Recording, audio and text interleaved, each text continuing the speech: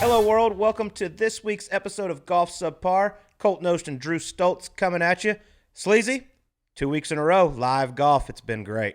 Things are back. It's nice to have golf, obviously. And the 2 weeks that we've had, I feel like the first two events couldn't have gone better. Like, the leaderboards have been just jam-packed on Sundays, going into both final rounds. I mean, you look around, there was like 12 guys within one or two shots of the lead, both tournaments. It's been really fun to have it back. Nice to have those Sunday sweats with the gambling as well, since it's been so long. Well, let's get to our guest. Yes. This is a special one, our first non-athlete. Right. Ever on Golf Subpar. Of any sort, yes. Yep. So you might not know his face, but you'll definitely know his voice. Mr. Bob Menery sat with us in studio, and it's interesting. I love the guy. Oh, this dude came out of nowhere. I didn't really know much about his backstory until started digging in, getting to know him. He's been in Scottsdale here for the last month or so. I didn't know how he came up. Really, really pretty crazy story about how he went from where he was in his life to where he is now. It happened so quickly, which we'll get into right now. But yeah, definitely an interesting interview, fun interview. Shout out to Bob for doing it. Great dude. Have some good times with him. Big golfer, but colorful interview as well. But before we get to Bob Menery, Sleazy, you've got a word from our official sponsor. Yes, the boys at Roman. This is very important. Anyone who's dealt with erectile dysfunction knows how awkward it can be to talk about in person. Nobody wants to go to their doctor and say, hey, doc, my dong's not working right. So luckily, there's a simple, convenient solution to get the treatment you need without leaving the couch. Our friends at Roman have spent years building a digital platform that can connect you with a doctor licensed in your state, all from the comfort of home. Roman makes it convenient to get the treatment you need right from home. Just grab your phone or computer, complete a free online visit, and you'll hear back from a U.S. licensed physician within 24 hours. And if the doctor decides that the treatment is right for you, your medication can be shipped right to your door with free 2-day shipping. You also get free unlimited follow-ups with your doctor anytime you have questions or want to adjust your treatment plan. With Roman, there are no commitments, and you can cancel anytime. So if you're struggling with ED, stay home. Go to roman.com/subpar for a free online visit and free 2-day shipping. That's getroman.com/subpar for a free online visit and free 2-day shipping. Hi, everyone. Before we get to Bob Menery, I just wanted to give you a heads up. This episode is a little more vulgar than our normal episodes, so viewer discretion is advised, but I still hope you enjoy Bob Menery. All right. Here we are. We have a very special guest in studio today, social media superstar, voice of Buffalo Wild Wings, the man behind Ripper Magoo, Mr. Bob Menery. Welcome to the show, my brother. I wish there was more than that. It's always just the Buffalo Wild Wings plug. I always wish it was more. Like, you could keep going on with more things that I do, but it's always like Instagram guy and the voice of Buffalo Wild Wings. I honestly didn't know how to intro you. I was like, what do you want to be called? Like, is it I don't know. Some people don't like influencer. If I answer that question, if I'm an influencer, the world's in big trouble. Good point. So I don't want to. Well, what are you then? I'd like to. I thought that's what you. Yeah, give us your job description. Oh God, I think I'm a comedian, but again, I've never done stand up, so I have no idea. I'm a guy with a good voice that found something that nobody had really ever done before, and did it, and then got a bunch of 12-year-old, 13-year-old boys rallying behind Congratulations. me. Thanks. You have an army of them. We have an army. Yeah, and I put them to good use sometimes. When I need to pull the trigger and get those guys behind my back for certain something, whether it be locking up a girl that I'm really interested in. Yep, perfect. I use them for that. But yeah, it's been a very interesting past few years. So. Well, you can add this to the list. You're the first non-athlete on Golf Subpar. Ooh, yeah. No way. Big. Yeah, well, this is a big moment. First of all, by the way, I know that I think Johnny Manziel might be a mutual friend of you guys. And when you say I'm not an athlete, by the way, just let you know, don't come and fuck with me in the bowling lanes at Skylands. I've heard about this. Because I fucked up Johnny for some serious I love cash. that. Let's talk about that for the next hour. Yeah, well, that's fine. I'll start out by saying Johnny was cocky and arrogant. Shit. Shocking. That doesn't sound like Johnny. Can we swear on here? Yeah, you can do whatever you want. Okay, cool. Can we swear? Johnny was talking shit, and the first game he absolutely annihilated me in bowling, and then he beat me for like $1,500. And then what I did was I went to texted him at like 5 p.m. yesterday, and I said, hey, let's play another game. Meet me at fucking Skylanes, and let's go. Bring your wallet. And he did. I beat him 3 games in a row, and then he brought me over. He's like, oh, you want to go play that basketball game over there? I'm like, no. I'll pick I my want your money. You want to run the spots. 40-yard dash? Yeah. No, we're not doing that either. No. So, yeah, it's been fun, though. I feel that Scottsdale, Arizona, I've been here once for the waste management, which you guys obviously are familiar with. And this town it's fucking Vegas on steroids. On steroids. You compare it to Vegas on steroids. Yeah, that Old Town. Like I made the mistake.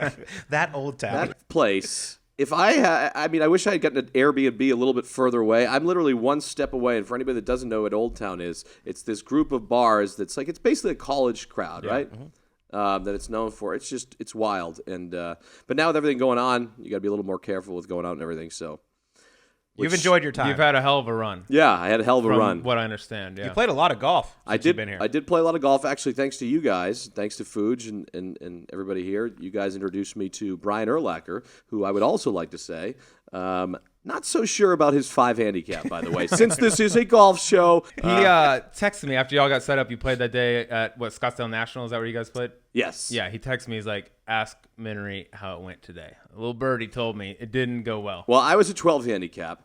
He's a 5 handicap. So you know when you never play a game with somebody, it's a little like, all right, let's feel this out a little bit, whatever. So I first shot, rope a drive down the middle, 300 yards. Second shot, I hit it back, spins back to this far away. Almost an eagle on the first hole. Ever playing with Brian. We're playing a pretty decent-sized money game. So he's like, you can tell he's already starting to talk shit like, really, your handicap's 12, whatever. So I played like the best front 9 of my life. And I made the mistake, because I'm a gentleman, of readjusting the game. I readjusted the game. I was up fucking killing him on the front 9. He was depressed, sad. He was probably texting his wife or whatever I don't fucking was doing. And basically adjusted the game. And then the back 9, he just fucking rocks me. And then we play again, 12 handicap, 5 handicap. You saw my game. Mm-hmm. I fell to shit. I'm retiring from golf. I bought him new kitchen cabinets. And those in Brian Urlacher's house, kitchen cabinets are very expensive. Yes, that ain't a small house. Yeah. No, he does very well. But let's start a little bit at the beginning. Quickly. Hold on, sorry. It's been a profitable trip for you to Scottsdale. You're just telling us right before we came on. You got to tell this story because it's wild. But what just happened to you the other day? You're trying to kill an hour of your day, basically. Take it from there. Okay, so basically, I like to think that I'm in the Truman Show, okay? Because I came to Scottsdale with the intention of staying for 3 days. That's it. I'm like, 3 days, I'm in and out. Let's just say this. I've been here a total now 41 days. I have not left. Okay? It happens. Yeah. So basically, I was going to leave again, right? And you know the Truman Show, right? Like Truman's trying to get out of there, and nothing will let him leave because they want to keep him in that bubble, in that show. So I go to the casino, talking stick. I bring Aaron, my buddy, and I said, Aaron, here's $2,000. Go play poker. Anything you lose, don't worry about it. Anything over $2,000. I get 70%, you get 30%, and you can go kill whatever. We got to kill an hour. I'm sitting at this table like a fucking grandmother playing Keno, okay? Because I'm getting a little work done, right? Keno. I don't even know what Keno is. I don't even know either. Yeah. But I bet, max you could. I bet like $20 a Keno spin, right? So basically I picked close my eyes, 7 numbers or something like that, $20 bets. So you know how it works. You press it. It's like beep, beep, beep, beep, beep, beep, beep, beep. All the things come up, and I'm just on my phone. Then you keep pressing it again, whatever. Long story short, I'm on my phone, and it makes like this weird fucking noise, the machine. I'm like, all right. So I look over. Bam. $70,000. That's American money. American USD money. So I texted Aaron. I said, let's get the fuck out of here now. Pack up. And this is the best thing. Aaron has worked with me for 4 months. And the best answer was, I was like, Aaron, let's leave. I won $70,000. He goes, yo, bro, can I just finish up a few more hands? I'm like, no. Aaron. With your money? Your 1-2 no limit game right now is not relevant. We're leaving. So it's been good. Now, obviously, after taxes, it's like, what does it come down to? Like $35,000? We're not math. We're not really that. So. It depends on how much you claim. It's no big deal. Don't Depends worry what bracket no one from the IRS What tax listens bracket to this are show. you in, by the way? Let's get to that. Yeah. We'll skip that. Well, if you look at if you Google what my net worth is, it's right on point. $86 million, it says. If you wow. I had you pegged for an 85 guy. You're doing better than I thought. It's off by $86 million. Perfect. So they're way off there. I love it. Well, you grew up in Massachusetts. Mm-hmm. Moved to LA. What age did you move to LA? I moved to LA, I believe. I moved to LA so many times. I moved to LA at 21 years old, moved back to Boston, then back to LA, back to Boston, back to LA. But I moved there officially for the first time at 21 years old. Was going to take over the acting world. I was dialed and determined to be the next Leonardo DiCaprio. And how'd it go? Hollywood to be an actor. I want to hear the story. I've never heard any story like this before in my life. It's not a story. It's just a train wreck. I mean, I went to be an actor comedian. I always wanted to do it. The problem was I just had a lot of fear. I was very scared. I couldn't I wanted to be a stand-up comedian, but I couldn't get on stage. I would go to open mics, sit there, sign my name up, and when they go down the list, and it's like, all right, you're getting closer to coming up, I'd be like freaking out, and then I'd get up and like leave. I honestly think bail? that has to be one of the most terrifying jobs in the world. I haven't done it yet, and I think I want you to do it. I think now that I'm actually getting more comfortable with everything, because it comes with like, you get more confidence as things start to happen. And so I want to do a live tour. I want to take like our podcast on the road. I want to, do live stand-up comedy and stuff. I mean, I say that I'll probably run out of the stand-up room again, but yeah. So it's been a very good run here. What about the acting? So you go down there, you want to be actor, comedian. Were you auditioning, doing like what does that look like? I have no idea. If I moved to LA and be like, I want to be an actor, how does that work? You're asking me? Yeah. Oh, you tried it, didn't you? Well, he's not asking me. I ain't asking. Yeah. No, you're asking me. I'm saying it like because I didn't. I don't have the answer. I mean, I went out there. By the way, I was the luckiest person on planet Earth. I hit at a random time at 2 a.m. was sitting next to my buddy after being completely defeated in Los Angeles. I was sleeping in a car for 2 months, rock bottom. My buddy finds me in a car sleeping. He's like, you got to go back home. You got to go to Boston. Calls my parents at 28 years old. I fly back home to Boston, and with nothing. I go to apply for a job after being home in Boston at Leary's Liquor Store for $11 an hour, and they took my application. They didn't hire me. They passed. Big mistake, I think, though. Yeah. I think Yeah, Leary's you would coulda have sold some been booze. booming You right coulda now. sold some You would have booze. drank your paycheck away. Leary's, when like teams like make the mistake and not go with that draft pick. Yeah. Leary's fucked up. That Yeah. liquor store Leary's fucked up. drafted Sam Bowie. They took the other guy, and it's not the same result. But basically, yeah, went back to went to my buddy's party. I get a text, and he's like, "Yo, you want to come be in my music video?" And again, I'm like, "Yeah, obviously you got 2,200 subscribers on YouTube. Let's go. Let's do this." This is it. So I go. I'm an extra in the music video. You see like my fingernail in the fucking video. Big Oh, fan. you're fist pumping at the start. Oh, yeah. I've seen You it. seen You it? saw I've it? You saw it? I saw it. Who's the musician? What video? Mike is it? Costino, who's actually a very, very, very talented kid. He actually has 250,000 subscribers on YouTube. I just say that, and I don't know if he gets mad at me, but I always make the story like, Yeah. No, you got your drink in the air at the front door. I've seen it. you need an extra who's going to be a party animal. I'm your fucking guy, Send- and I'm still willing to do it. Okay, so anybody out there that wants me as an extra in their music video, I'm fucking in. Colt and I got a little something in the works. We'll talk to you about it. Done, and it's music free video. too. It's off air though. Yeah. Can't be telling people. But I was sitting next to this kid named David Justin, and never met him before. And he took out his cell phone. I was bombed, blacked out, still in drug party mode. Didn't kick that habit till later. And took out his phone and basically went to bed. I did my shtick that I always did while I was sitting on the couch. I was like, Aaron Rodgers, Tom Brady, tonight at ESPN. Did my whole little thing that I always did over and over again for years to my friends. It never went anywhere. But that day it did. And it went viral on the internet. The next day, my phone was like bling, bling, bling, bling, bling. It kept like blowing up like crazy. And I had witnessed what it was like to go viral on the internet, which was very interesting. So why did it go viral off David Justin's? Like, who is David Justin? So David Justin had a connection at Bro Bible. And Bro Bible was the first person to put it out there. And that got shared by a bunch of people. And and then from there it just kind of went, I don't know, it just went viral. Yeah. So I remember I had like I was playing golf with Don Stanley at a member guest that day, and my phone was like going off, and he had paid $2,500 for this member guest to have me there.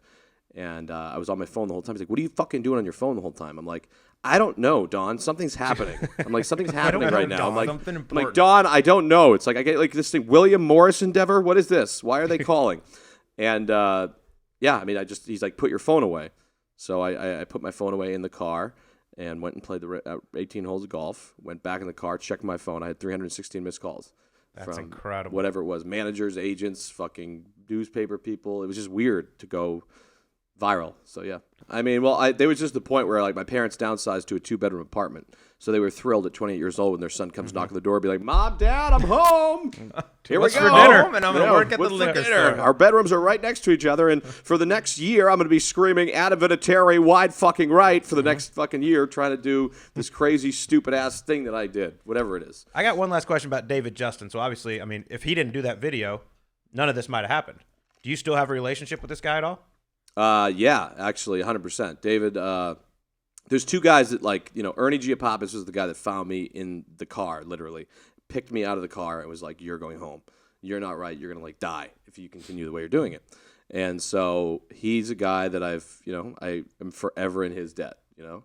And then same thing with David. I mean, anything he ever needs, I will do whatever I can to help those two guys out 1,000%. Because he was the guy that, and then because he also pushed it too. Like he talked to Bro Bible and made Bro Bible post it and all that stuff. And so, yeah. Pretty crazy. That's awesome. That's wild shit. And then, but when rewind back to LA, you're in LA trying to be actor, comedian, or whatever. You're caddying at Wilshire Country. We are a golf podcast. We'll touch a little golf. Yeah. You're caddying at Wilshire Country Club. Correct? Number one caddy on the planet, by the way. I was gonna say to you, like, this is no offense to you. Looking at you, like, I don't be like, that's the guy I want caddy. I don't feel like you'd be a great caddy. No offense. Well, the famous line, "Don't judge a book by its cover, sir." All right. Well no, look, you just didn't want me on Saturday mornings. That's fair. You didn't want me on Saturday mornings to caddy for you. All right. And well, make that actually Friday mornings to Thursday mornings as well. Saturday, Mondays, I was great. I was very good on Mondays. But actually, I loved caddying. I met a lot of cool people out there, and it's actually kind of funny. Is like, you were caddying for guys that were very successful, guys that were in the entertainment business, guys that were whatever, blah blah. And now seeing that, like, caddying for those guys, and now actually doing deals with some of the guys that I was caddying for. It's fucking bonkers. I still don't process it. Yeah, that's wild.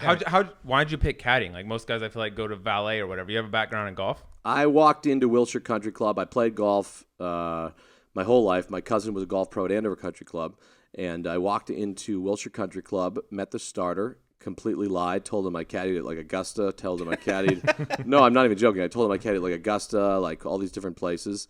And he's like, the funny thing is with the caddy job, I don't really think you need to lie. Like, they just need guys. You got legs. You got legs. You can carry golf bags. There is an art to it, but it's, So I just lied and hired me, and then I just got in a groove. I mean, look, you're making cash. You're meeting cool people. It's you're especially when you're an addict. A flexible schedule is very, convenient. But yeah, so.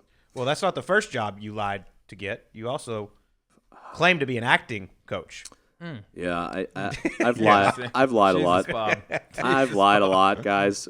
Yeah, definitely did that too. That was more after I went to New York Film School for a little bit and studied the craft of acting, and ended up needing to make a little side cash. And so I thought I was Meisner himself. Yeah. And opened up a Craigslist ad and said, anybody that wants some acting lessons, come on down. But guess what, guys? You laugh at me? Yeah, it worked.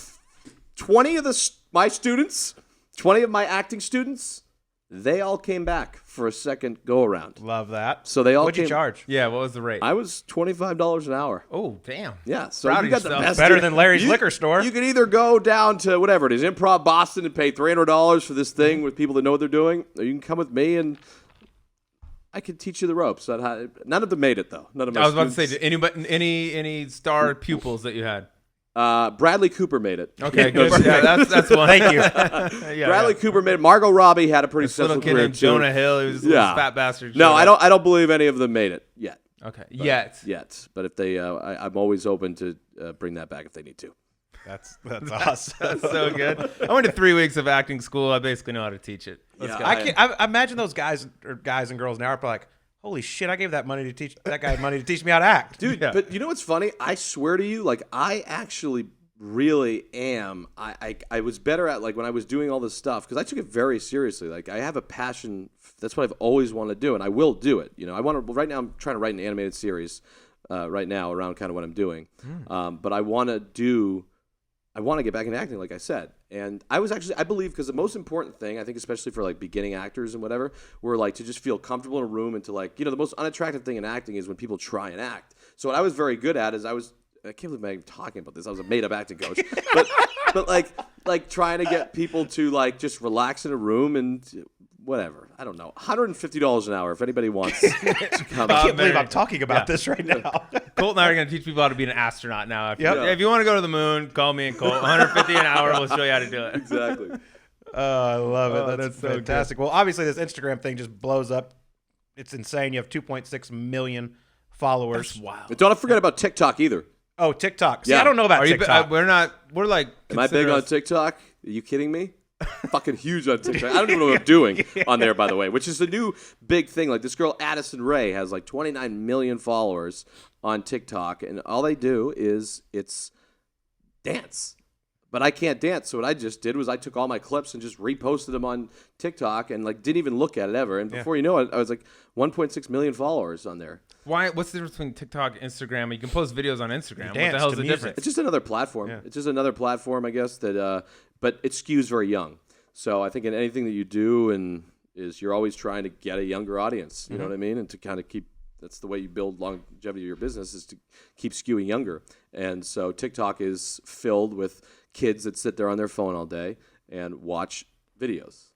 So Yeah. Little kid army. not like us. Like we're not fit for TikTok guys. So don't be thinking about. Definitely. I don't want to. We see are like, not making a TikTok. I don't want to see a subpar TikTok page being made after Colt's this. Colt. been talking about it. He's been floating that around a little bit. Look out Actually, for you know Colt what, on TikTok. Cole? I think the three of us at one point should do, and I'll tell you what, it will be good eyeballs for this fucking, because they convert. The TikTok audience, when I post my podcasts on there, I can track where they come from. Yeah.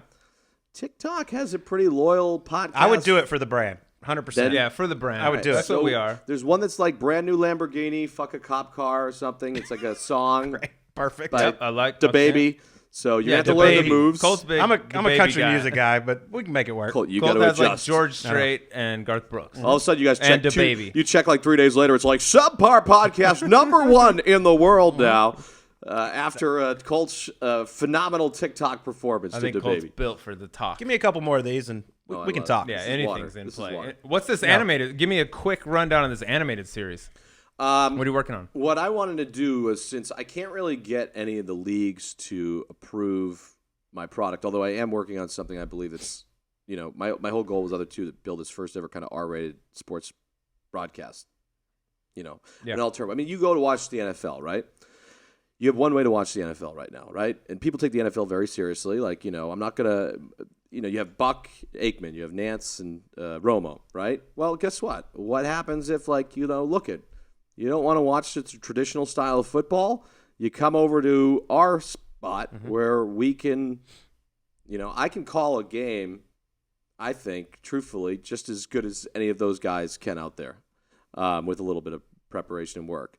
But my idea for it was to have a, kind of rotating color commentator, so I would have Bob Menery and say, I'm shooting high here, but and when you pitch things, you have to shoot really high. And Name the biggest names You have to use possible. big names, even though they're like not going to agree to it.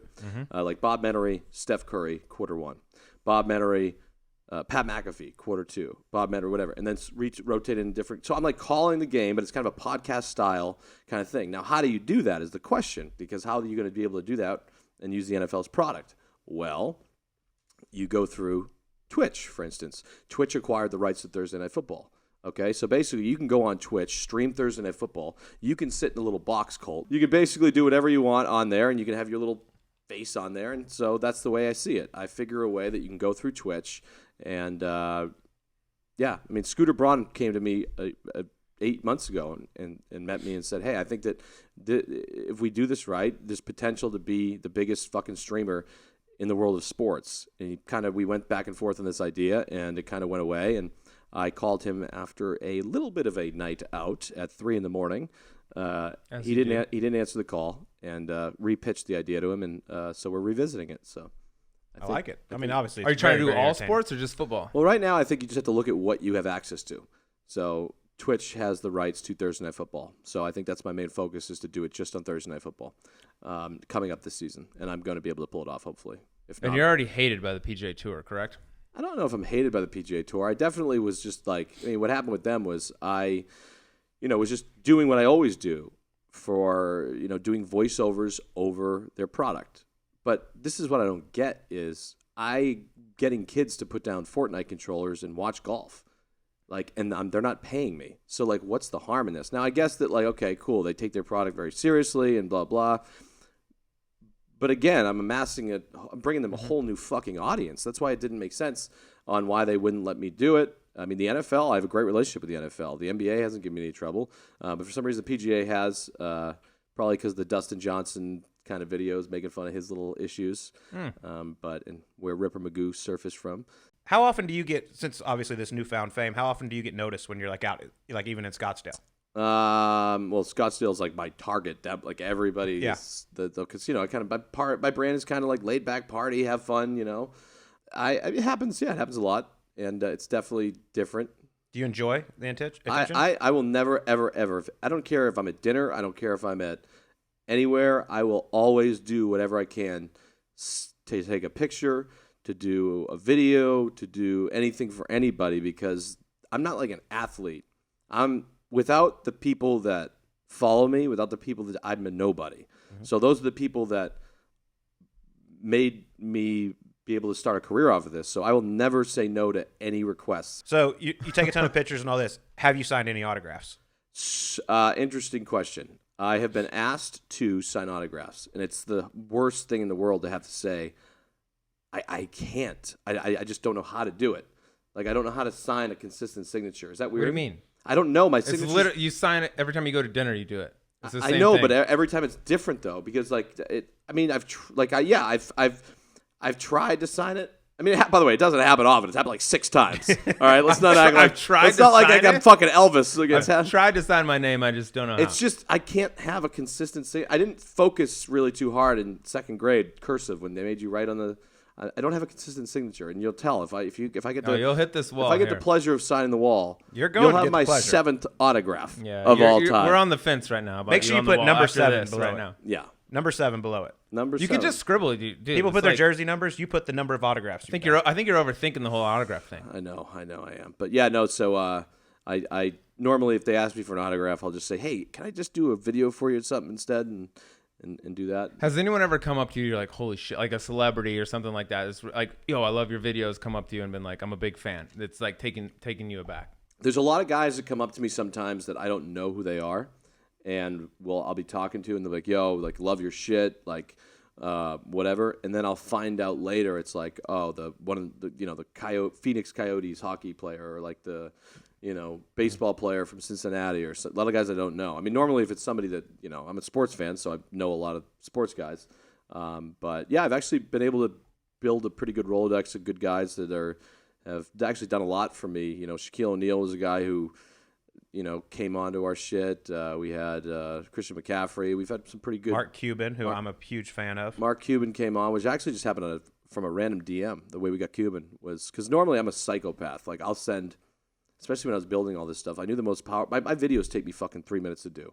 So like, if I get a video, I'll just not even think about it. I'll just do it. But then I'm like, what do I do with the rest of my 23 hours? And I knew that the most powerful thing you could have is relationships. And so what I did was I made sure that I messaged and used 6 degrees of separation to kind of network the best way I could to meet every athlete in the world, and now got a lot of pretty cool guys that I've met along the way that actually helped me big time by coming on my shit, or at least, wearing my hats or any of that stuff. So you DM Mark Cuban and he responded? Mark Cuban was basically just plain and simple, some random guy DM'd me on Instagram. It was like, yo, I can get you Cuban. And I get a lot of DMs on there. So I click on his picture, and he looked like he had, like, money. He looked like a guy that was like, he wasn't just Looked like Colt. Yeah, he looked like, he was exactly like Colt. Yeah. That's what I see when Handsome, I see Colt. wealthy. Yep, sharp. Exactly. All the above. That's what he possessed, those traits. And I responded to the guy, said, dude, if you can get me Cuban, whatever you need, whatever. And then next thing you know, I am on a group email with Mark Cuban. And Cuban's like, yeah, I'm in. I'm like, amazing. He's like, what works for you? I'm like, anytime, Mr. Cuban. Starting now. Anything you need. I will drop everything I can to get you on there. But yeah, Mark was a good dude, and he was going to run for president, I think, right? Did he know you before, there's- or he just No, agree? It's no. like, oh, here's a dude that wants to talk to me. I'll do it. I saw Mark Cuban at the Fanatics party at the Super Bowl. Didn't say hello to him. I was too nervous. Of course. And he was getting celery sticks, I think, at the buffet, and I was just too scared. I didn't say anything to him. And so the first time I did meet him and talk to him was on that podcast, and the last time I've spoken to him was That's on that awesome. podcast. No, he's a legend. I He's love a it. beast. Favorite person you've ever interviewed? You've obviously, as you said, had a lot of big-time Yeah, celebrities. who's the best? I, believe it or not, loved Robert O'Neill. Robert O'Neill was the SEAL who went in and killed Osama bin Laden. That was the story, because the first time I met him was in New York. I was with He was just messaged.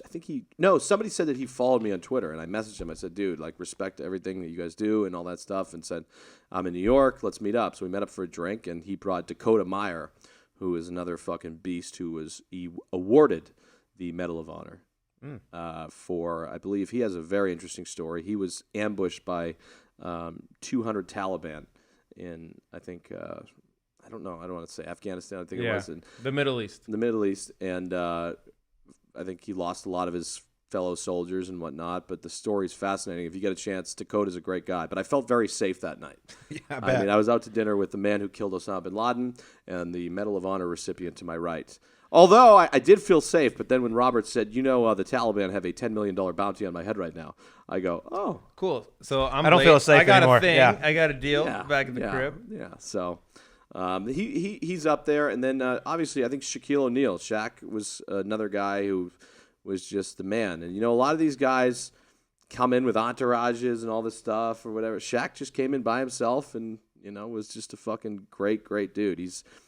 that's why he works with so many brands too. He goes above and beyond for anybody that he works with, and he's just a solid fucking great dude. Who's the guy you've DM'd a bunch of times, haven't heard back from that you want more than anybody? Give me what's the number one 1A dream list guest on the Zap podcast? Oh man. Well, I mean, Don't say there's Colt, tons dude. of them. I mean, there's tons of them. I just keep shooting my shot, as they say. I mean, Drake was up there. Drake probably. I mean, but the most embarrassing thing is, though, when you actually meet that person and you've sent them 47 DMs and they finally add you on Instagram and then click messages and see that you've sent them 77 messages in a row for the past 2 years and you look like a loser and you're just like, fuck. And I just say, hey, man, look at you guys. I'm just grinding. So who was that?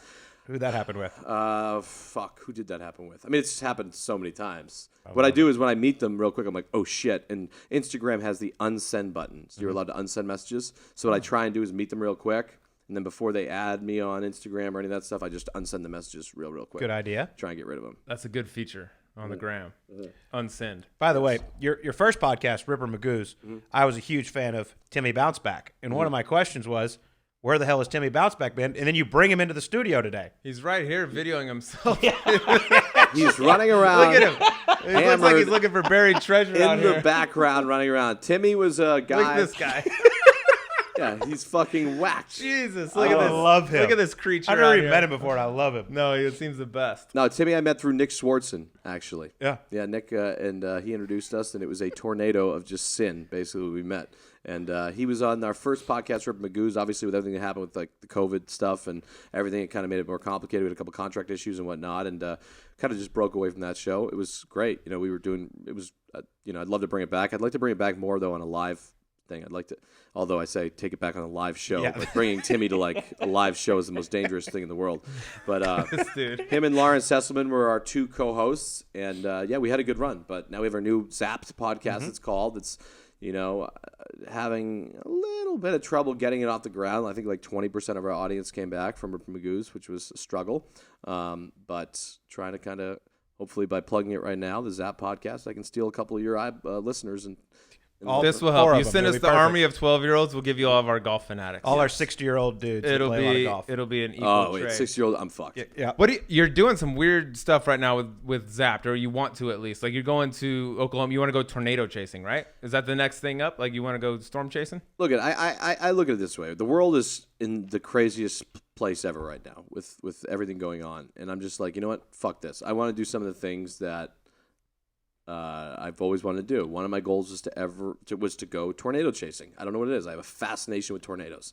I've spent probably fucking 6 hours yesterday, hungover in bed, just watching F5 tornadoes just roll through Moore, Oklahoma, and whatnot. I don't know. It's just been a fascination of mine. So I had a plan. I told my guys. I said, we're going on a little road trip, guys.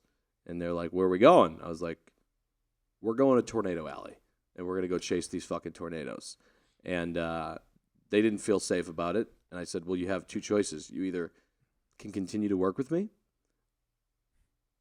or, you're either chasing tornadoes with me or you're out. Or you're not. Either put your life at risk or you're gone. You're going to need to tie Aaron to something. Aaron's the one he ain't got a lot of weight to hold him down on one of those No, things. but what I did was I contacted this guy, Reed Timmer, who is, I guess, one of the most notorious storm chasers.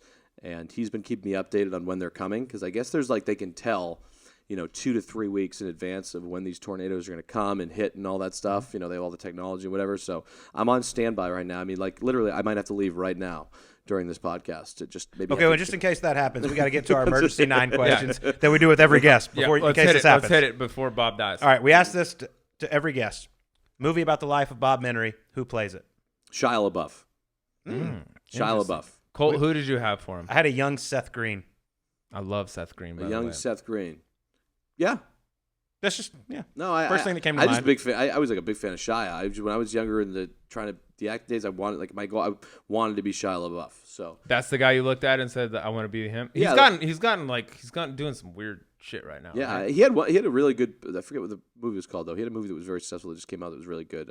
Honey something I think. But yeah, no, definitely back in the day, Shia LaBeouf was my guy that I looked up to. All right, The Life of Bob Menery, starring Shia LaBeouf. All right, number 2. Here we go. We're getting into your love life a little bit right now. I know you made a recent, very public run at Jeannie Bouchard. Yes. You've also been linked to a little woman in the golf game, Katie Carney. Yes. Katie Carney, Jeannie Bouchard, both drowning in the ocean. You only have one life vest. You can throw it to one of them. Who do you throw it to? Fuck you guys for this one.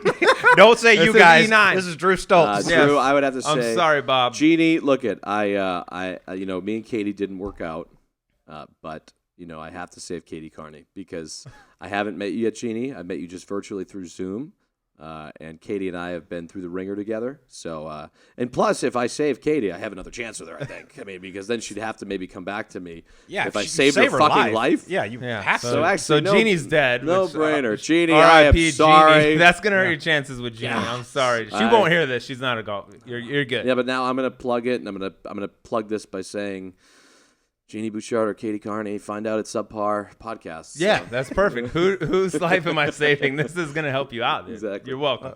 All right. Craziest thing you've bought with this newfound fame and money you've come into?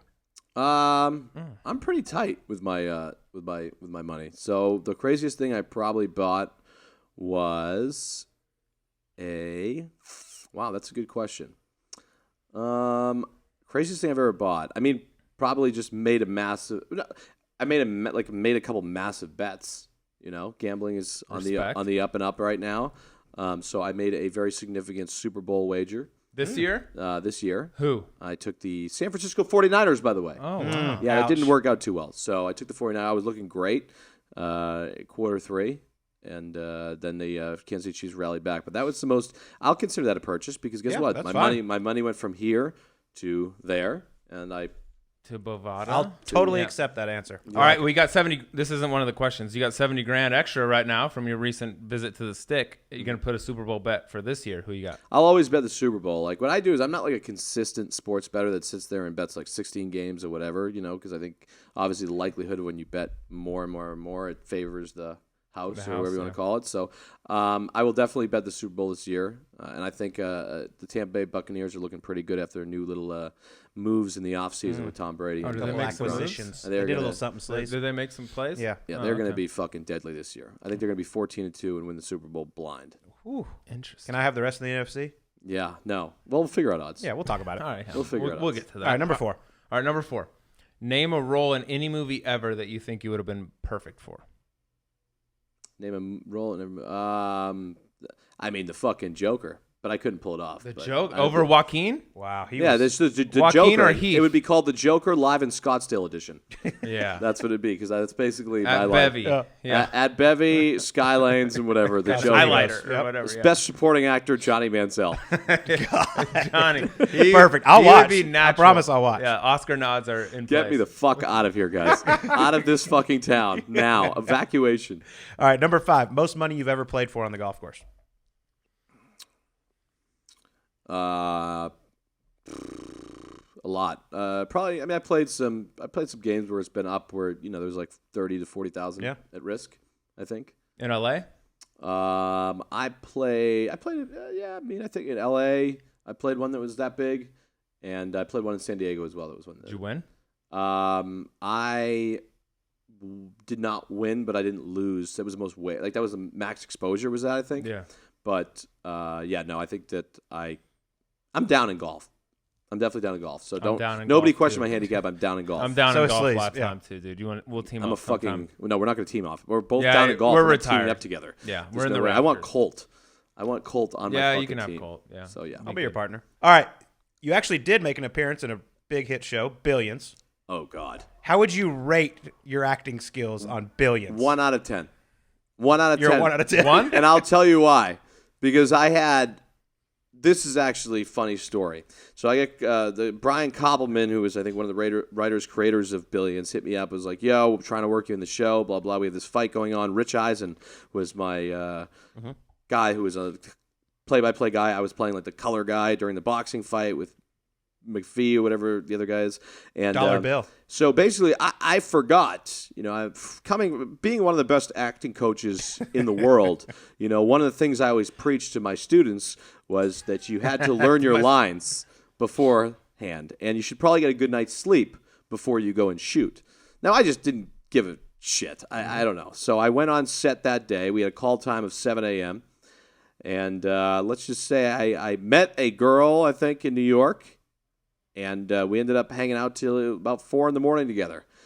Showed up on set not knowing my lines at all. But I'm like, no big deal. I can figure it out. Little did I know the place was packed. It was a boxing fight. So they filled the whole entire boxing arena with like 2,000 people. Rich Eisen, Deontay Wilder was there. Stipe Migovic, the UFC guy, was there. It was like a big show. And I didn't know my lines. So I'm like, when are we shooting this? They're like, yo, it's like happening in like an hour. We're going to start shooting. I'm like, oh my God. I'm like, I can't remember these lines, whatever. So I tried to. All of a sudden, they're like, all right, Bob, we're ready for you. Let's go. Now, Rich Eisen is the most buttoned-up professional guy ever. And Rich was like, you ready? Like, how are we doing this? Whatever. My eyes are like bloodshot. I'm like, can't even like communicate. And I was like, Rich, I have no idea. I don't know my lines, whatever. They're like, action! I'm like, didn't know what to say at all. Like, forgot it. They had to cut like 9 times in a row. Finally, I didn't know my lines. They're like, you know what, Bob, Rich, here's what we're going to do. Bob doesn't know his lines. You're going to do 5 rounds, just improv the whole entire thing together. Go. So me and Rich sat there. They mocked up the fights. They were fighting. And we had to just improv the whole entire thing. They cut out a lot of the stuff that we had said. But overall, to answer your question, yeah, it was not a Academy Award-winning performance. I watched it last night. Yeah. It wasn't. Dude, good. your acting coaching rates are going down. I'm done. I'm quickly. fucking gone. Yeah. Didn't know my lines. Hey, fall in love the night before. What are you supposed to do? Dude? God almighty. You know what I mean? I All miss that girl. She Next was very one. nice. What are we on? 8 right now? All right. Worst celebrity loop you ever had at Wilshire? Oh man, I mean it's a hard question. There really wasn't. Everybody was cool to me. Well, I mean you'd get guys that were just so bad at golf, and when you're a golf caddy, the worst thing in the world is when you have 4 really, really, really shitty players that have no fucking idea how to play golf, and they're hitting the balls everywhere, and they don't understand the concept of golf. They don't get that, like, hey, like just pick the fucking ball up. A lot of these guys. So, I mean, I don't know. Worst celebrity golf. It could be either tip, pace of play. Tip anything. wasn't. Tip was always pretty standard. But oh god, maybe what's his name? Fuck, Yeah. the guy from Throw him under the bus. the guy. Bob. No, not throw him Kill under him, the bus. Bob. He's actually a great guy, but the guy from who actually was the best tipper there. The guy from Scary Movie. No, not Scary Movie. Fuck, what was it? Scream. Arnett? Arquette. David Arquette. David Arquette. David Arquette. Arquette. Yeah, yeah. David Cox's. Arquette was like Yeah. a G when it came to like tipping. Like David would take care of everybody, but his golf game I think struggled a little bit, and I think I had a caddy for him a couple times. David Arquette was probably one of the guys that was tough to go and chase balls. I went into that round weighing 170 pounds. I left weighing 150, chasing his fucking golf balls around. Yeah. You said On 2 hours of you sleep. said Scary Movie. I was like, Damon Wayans? Like, Yeah, I didn't no, know- no. I didn't know what you Yeah, were I going knew with. what you're talking about. Scream. Scream. All right. Legendary. Last legendary one. series. What is Bob Menery doing 5 years from now? I am hoping to own and operate a massive digital media company off of what I'm doing, and also hoping to have a good partnership with a company like Twitch, or a good partnership with the NFL, and actually making this psychotic goal of mine, this first ever R-rated alternative way of broadcasting, a real thing where people are actually streaming into it and enjoying the product that we put out there. So yeah, building the first ever R-rated sports network would be awesome, and having control over it. Awesome. Well, man, we really appreciate you taking the time, and glad we got you before you start chasing tornadoes. Yeah. This might be the last time we see you, dude. This is it. It's been real. Mom and Dad, I love you guys so much. You've done so much for me. If I don't make it out alive, it's been a run. Well, thank you so much, man. I appreciate it. Pleasure. Well, Sleaze, that was the one, the only Bob Menery. One of our more interesting interviews, I would say. I loved it. I like getting dudes that are outside of the sports world, and this guy's story is different. Like I said, I had no idea about his whole background story. He went through some stuff before he became who he was. I mean, he was down and out, went to LA to be an actor-comedian. Never really tried to be an actor-comedian from what it sounded like, but, you know, got into some stuff, got into some drugs, went back to Boston, and 2 days, 3 days later, whatever it was, bam, he's on the cover of everything. He's doing voiceover. He's Buffalo Wild Wings, and now, I mean, he's massive on social media. Yeah, massive. Over 2.5 million followers on Instagram. Like you said, an incredible story. I mean, he is who he is, and we're never going to ask a guest to not be themselves when they come in here. And I mean, what you see is what you get with Bob. He's a little vulgar, but he's so entertaining. His voice is just incredible. It's unreal how good his voice is, and that's exactly why people like him. Like in this day and age where announcers really kind of can't say sometimes probably what they're thinking, they sugarcoat things or say it in the PC way. Bob will take that clip and say exactly what probably a lot of the announcers are thinking, and people love it. I mean, I remember the first time I ever heard one of his clips. It was a college football game, and a quarterback went off on a sneak, like hurdled over a couple defenders, helicoptered into the end zone, and Bob, in his voice, I'd never heard of Bob at the time, went off on like this tirade with a bunch of stuff in it, and I was like, oh my god, dude, this announcer just lost his mind in the call. He didn't even care. Like, oh my god, this is unbelievable. And then I find out, you know, it was like a little parody, like a little clip from Bob. But that's the first time I heard about Bob. But his voice is so good, man, and like people like that right now. I mean, I think his stuff is funny. Yeah, and he's working on becoming an R-rated sportscaster, which hopefully Thursday Night Football happens, and he's a part of that, like he told us. But it's entertaining, and it's not for everyone. But you know what? You have the option to change the channel. I think he's great, and he's got a huge future ahead of him. I think there's a ton of people that would be interested in that R-rated broadcasting. We should have told them. Jeremy Roenick, a former guest of ours, is looking to do kind of the same thing. So it might be a rush to see who can get there first. But I think there's a huge market out there for just normal guys watching sports that don't really care about all the play-by-play stuff, just want to hear funny, entertaining stuff the way they talk with their boys at home. So looking forward to seeing how that shakes out for them. Well, it's going to be an exciting week around an awesome golf course. Everyone enjoy the Travelers Championship, and we'll be back next week on Golf Subpar.